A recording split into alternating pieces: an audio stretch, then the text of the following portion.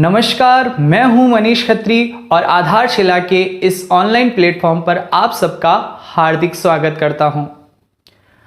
परिवहन जाल या ट्रांसपोर्ट नेटवर्क के जब भी प्रश्न परीक्षाओं में आते हैं तो उनके डायग्राम देखते ही अभ्यर्थी तनावग्रस्त हो जाते हैं। अगर परीक्षाओं में नेगेटिव मार्किंग हो तो अभ्यर्थी उन्हें छूते भी नहीं हैं। आज हम इसी डर को निकालने के लिए एक आसान तरीके से उन सवालों को करने का तरीका सीखेंगे। चलिए शुरू करते हैं।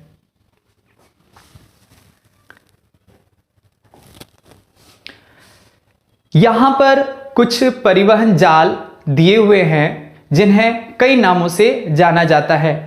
यहां पर सबसे पहले जो परिवहन जाल दिया हुआ है इसे हम पोल रिवर्स जाल कहते हैं या पोल रिवर्स नेटवर्क कहते हैं। इसके पश्चात जो सेकंड नंबर आपको डायग्राम दिया हुआ है इसे हम हायरार्चिकल ट्रांसपोर्ट नेटवर्क कहते हैं। इसके पश्चात जो तीसरा डायग्राम दिया हुआ है उसे हम हैमिल्टन सर्किट कहते हैं। फिर चौथा डायग्राम है वह फुली कनेक्टेड डायग्राम कहलाता है। इस प्रकार से यह चार डायग्राम अलग अलग नामों से जाने जाते हैं। इन डायग्राम को समझने के लिए एक उदाहरण लेते हैं। माना कि एक स्थान है जहां पर परिवहन का केंद्र बना हुआ है। माना वह स्थान है ए। इसी प्रकार दूसरा स्थान है बी। ये दोनों स्थान एक केंद्र है, इसे ही नोड कहा जाता है। इन केंद्रों को आपस में जोड़ने का जो मार्ग होता है वह लिंक कहलाता है।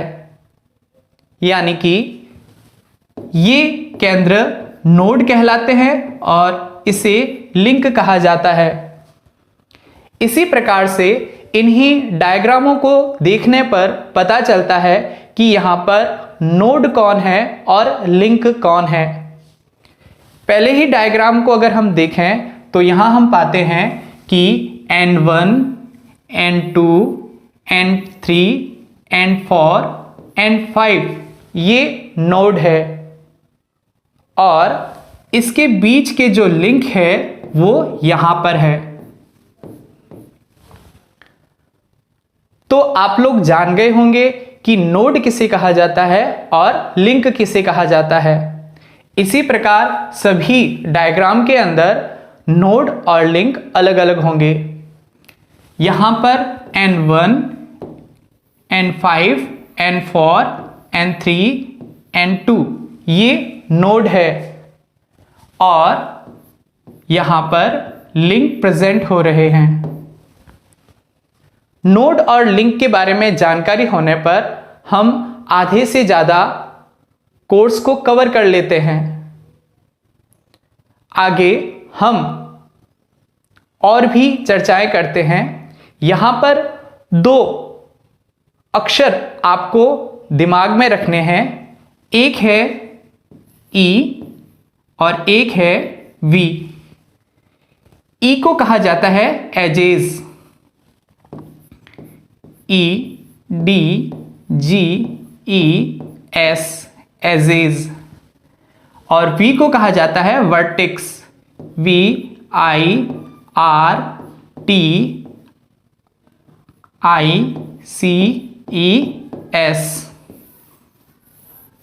ये दो अक्षर बहुत ही महत्वपूर्ण है। यहां पर एजेस का अर्थ होता है लिंक और वर्टेक्स का अर्थ होता है नोड या केंद्र। यानी कि ये जितने भी नोड हैं इसे हम वर्टेक्स कहेंगे और ये जितने भी लिंक है इसे हम एजेस कहेंगे। कई बार सवाल ऐसे भी पूछे जाते हैं, इसमें कोई एक डायग्राम दे दिया जाता है और उसमें पूछा जाता है निम्नलिखित में से नोड कितने हैं या वर्टेक्स कितने हैं और लिंक कितने हैं या एजेस कितने हैं, तो वहां पर काउंटिंग करके उसका उत्तर निकाला जाता है। इन सभी ग्राफ में हम वर्टेक्स और एजेस की संख्या निकालते हैं। सबसे प्रथम ग्राफ के अंदर हम वर्टेक्स निकालते हैं, 1, 2, 3, 4 और 5। तो यहां पर v इजिकल 5। इसके बाद में एजेस निकालते हैं 1, 2, 3, 4, यानी कि एजेस इजिकल 4। इसी प्रकार से दूसरे ग्राफ के अंदर अगर हम वर्टेक्स की बात करें तो 1, 2, 3, 4 और 5, और अगर एजेस की बात करें तो 1, 2, 3, 4। इसी प्रकार से तीसरे ग्राफ के अंदर अगर हम वर्टेक्स की बात करें 1, 2, 3, 4, 5, और एजेस की बात करें तो 1, 2, 3, 4, 5। चौथे डायग्राम में वर्टेक्स की बात करें 1, 2, 3, 4, 5, और एजेस की बात करें 1, 2, 3, 4, 5, 6, 7, 8, 9 और 10।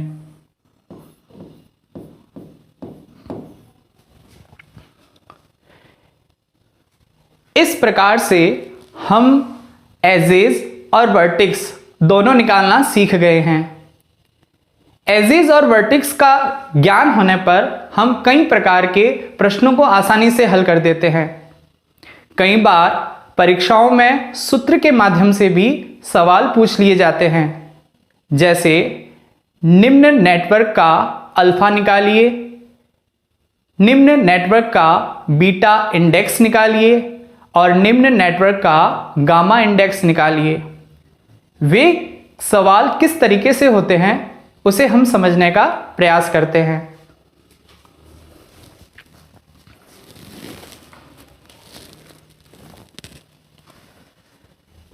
यहां पर हम कुछ सूत्र देख रहे हैं।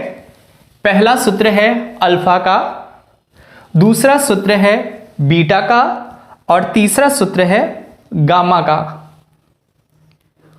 कोई भी परिवहन नेटवर्क दे दिया जाता है और कहा जाता है कि निम्न का अल्फा इंडेक्स निकालिए, बीटा इंडेक्स निकालिए और गामा इंडेक्स निकालिए।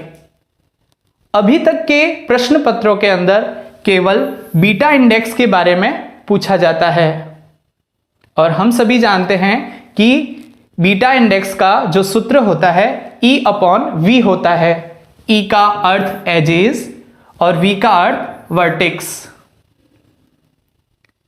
हमने इससे पहले एजेस और वर्टेक्स को गिनकर उसे अच्छे से समझ लिया है। अब अगर कोई मॉडल दिया जाता है और उसमें बीटा इंडेक्स निकालने की बात की जाती है तो एजेस की संख्या और वर्टेक्स की संख्या को डिवाइड कर दिया जाता है। इस तरीके से जो भी उत्तर आता है वह बीटा इंडेक्स कहलाएगा। इसी तरीके से अगर अल्फा पूछा जाता है तो उसका सूत्र ये होता है m/2v-5। यहां पर v का अर्थ तो वर्टेक्स है और n का अर्थ है वो यहां दिया गया है। e यानी एजेस माइनस v यानी वर्टेक्स प्लस g। g का अर्थ क्या होता है? अगर कोई परिवहन पथ दिया हुआ है तो यह g एक है, मगर उसके साथ में अगर एक और परिवहन पथ उससे जुड़ा हुआ हो तो इनकी संख्या हो जाएगी 2। तो यहां पर g का मान 2 हो जाता है। इस तरीके से हम अल्फा इंडेक्स को भी निकाल सकते हैं। अब बात आती है गामा इंडेक्स की। अगर किसी प्रश्न के अंदर गामा इंडेक्स के बारे में पूछा जाता है तो उसका सूत्र होता है एजेस अपॉन 3 ब्रैकेट में v-2 यानी वर्टेक्स -2। हम उनकी संख्या गिन लेते हैं और इस सूत्र के माध्यम से अल्फा, बीटा और गामा इंडेक्स निकाल देते हैं। बहुत ही आसान तरीके से इन सवालों को हम कर पाते हैं। अब हम यहाँ पर कुछ ऐसे प्रश्नों की चर्चा करते हैं जो पूर्व परीक्षाओं के अंदर आ चुके हैं। उन्हीं प्रश्नों में सबसे पहला प्रश्न है, निम्न में से 6V, 6E और 3D किस में है? ये जो 4 डायग्राम दिए हुए हैं इसमें 6V, 6E और 3D किस में है इसे पता करना है। जैसा कि हम जानते हैं कि V का अर्थ होता है वर्टेक्स, E का अर्थ होता है एजेस और D का अर्थ हमने अभी नहीं देखा। D का अर्थ क्या होता है? D का अर्थ होता है डायामीटर। दो परिवहन केंद्र जो अधिकतम दूरी पर है उन्हें न्यूनतम दूरी कौन से मार्गों से मिल रही है, उनकी संख्या डायामीटर कहलाती है। चलिए हम प्रश्नों को सॉल्व करने का प्रयास करते हैं। सबसे पहले हम यहां आते हैं। यहां पर हम देखते हैं कि 6V, 6E और 3D इसमें है या नहीं। सबसे पहले प्रश्न को हम देखते हैं, इसमें वर्टेक्स कितने हैं? 1, 2, 3, 4, 5, 6। जी हां, वर्टेक्स 6 है। इसके बाद में क्या इसमें एजेस 6 है? 1, 2, 3, 4। नहीं, एजेस इसमें 6 नहीं है, मतलब यह ऑप्शन गलत है। इसके बाद में हम दूसरे ग्राफ पर आते हैं। यहां पर वर्टेक्स कितने हैं? 1, 2, 3, 4। तो यहां पर वर्टेक्स की संख्या आ जाती है 4, जबकि हमें वर्टेक्स चाहिए 6, तो यह ऑप्शन भी गलत हो जाता है। चलिए अगले ऑप्शन पर आते हैं। इस ऑप्शन में वर्टेक्स की संख्या कितनी है? 1, 2, 3, 4, 5 और 6। जी हां, वर्टेक्स तो यहां पर 6 है। और एजेस की संख्या क्या 6 है? 1, 2, 3, 4, 5, 6, 7। जी नहीं, यहां पर एजेस की संख्या 7 है।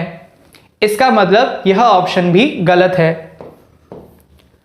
अगले ऑप्शन में वर्टेक्स की संख्या 1, 2, 3, 4, 5, 6। जी हां, वर्टेक्स तो यहां 6 है। एजेस की संख्या कितनी है? 1, 2, 3, 4, 5, 6। जी हां, एजेस की संख्या भी यहां पर 6 है। क्या डायामीटर यहां पर 3 है? यहां पर सबसे अधिक दूरी इस बिंदु से लेकर इस बिंदु पर है और उन्हें न्यूनतम मार्ग कौन से मिल रहे हैं? 1, 2 और 3। जी हां, डायामीटर भी इसमें 3 है, तो हमारा उत्तर हो जाता है यह ऑप्शन। अगले प्रश्न की ओर चलते हैं जो पुराने प्रश्न पत्र में आए हुए हैं। यहां पर हमें एक और डायग्राम देखने को मिलता है और यहां पर वर्टेक्स, एजेस और डायामीटर को पूछा हुआ है। चलिए देखते हैं। यहां पर वर्टेक्स की संख्या 1, 2, 3, 4, 5, 6, 7, 8 और 9 है, तो यहां पर हम वर्टेक्स 9 कर देते हैं। इसी प्रकार से अगर एजेस की संख्या यहां पर देखी जाए तो 1, 2, 3, 4, 5, 6, 7, 8, 9 और 10। यहां पर एजेस की संख्या 10 है। अब बात आती है डायामीटर की। यहां पर डायामीटर कितने हैं? तो यहां पर सबसे अधिक दूरी इस बिंदु से लेकर इस बिंदु पर है, तो यहां पर डायामीटर के मार्ग कितने बन जाते हैं?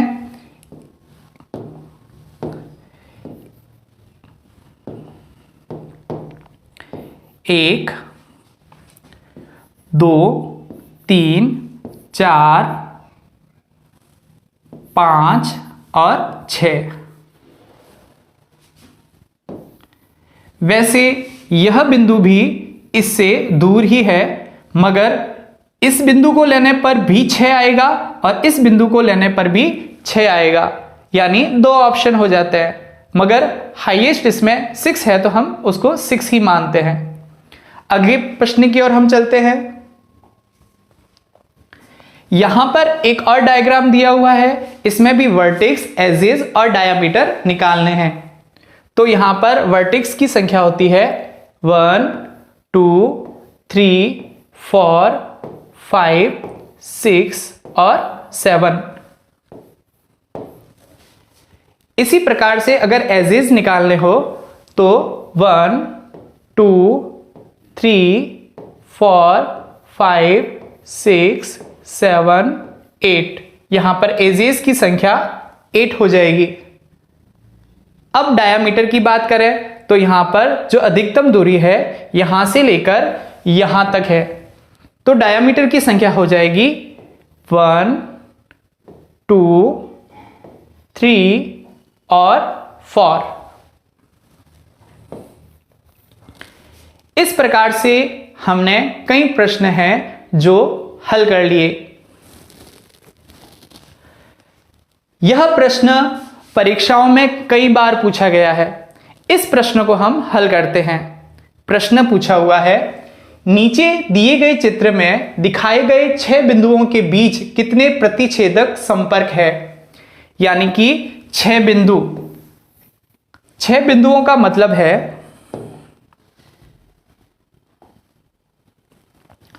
यहां पर वर्टेक्स की बात की जा रही है कि वर्टेक्स तो यहां पर 6 है, और यहां पर प्रतिच्छेदक संपर्क की बात की जा रही है कि यहां एजेस कितने हैं। तो हम इसका उत्तर निकाल सकते हैं। 1, 2, 3, 4, 5, 6, 7, 8, 9 और इसे मिलाने वाली 10, इसे मिलाने वाली 11 और इसे मिलाने वाली 12, यानी कि यहां एजेस 12 है। क्या नीचे दिए गए ऑप्शन के अंदर यह उत्तर है? ए गलत, बी 9 गलत, सी 10 गलत, डी 12 सही। कई बार परीक्षाओं में एक प्रश्न बार बार रिपीट हो रहा है, वह है कि इसी प्रकार के चित्र के अंदर बीटा इंडेक्स निकालने की बात की जाती है कि इसका बीटा इंडेक्स निकालिए। अब जैसा कि हमें पता है कि जो बीटा इंडेक्स है उसका जो फॉर्मूला रहता है वह रहता है E/V। तो यहां पर E कितने हैं? 6। सॉरी, यहां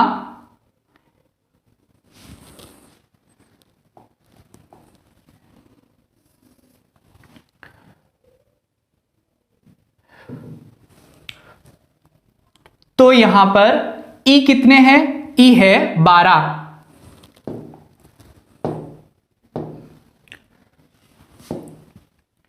तो यहां पर E कितने हैं? E है 12 और V कितने हैं? V है 6। तो बीटा इंडेक्स के सूत्र के अनुसार यहां पर उत्तर होगा 2। इस प्रकार से बीटा इंडेक्स निकल जाता है।